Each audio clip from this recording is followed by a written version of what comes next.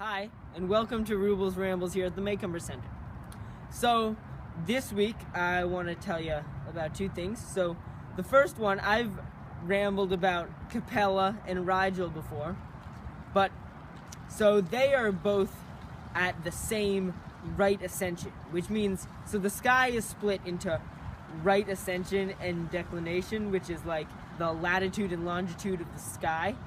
So, like, the North Star is at plus 90, and the South Celestial Pole is at minus 90 declination. And then right ascension is in hours, minutes, and seconds, and goes around the sky. But so, your declination tells you how north-south you are. So, like, right now, we can't see anything below around negative 50 declination because we're here at the center. We're so far north.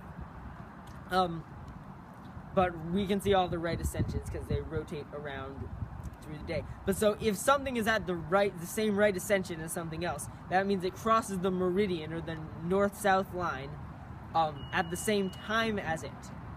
So Capella and Rigel, Capella comes fairly near the zenith, the point right above you. And so whenever Capella is right near the zenith, Rigel marks due south for you. So I really like the app Sky Guide. It's like $3 or $2, but it can tell you when Capella peaks. I'll put the time that it peaks on Thursday night, and so you can check it then, or around now. It'll peak at the same time pretty much for a bunch of nights. But so you can go out and look for Rigel down in the south in Orion, and it'll mark exactly due south at that time, and it's also nice and bright. So you may have heard there were a bunch of articles about two stars predicted to merge and explode in 2022. So an astronomer has predicted that there are these two stars orbiting very close together, and he's predicted that they will merge and explode in what's called a red nova in 2022.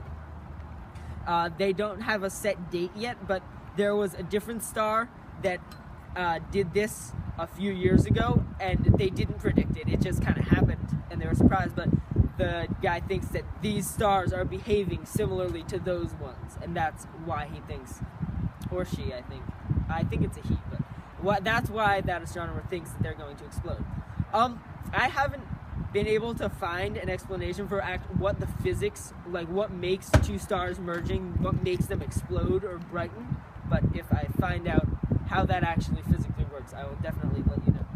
But so yeah, definitely check out Capella and Rigel.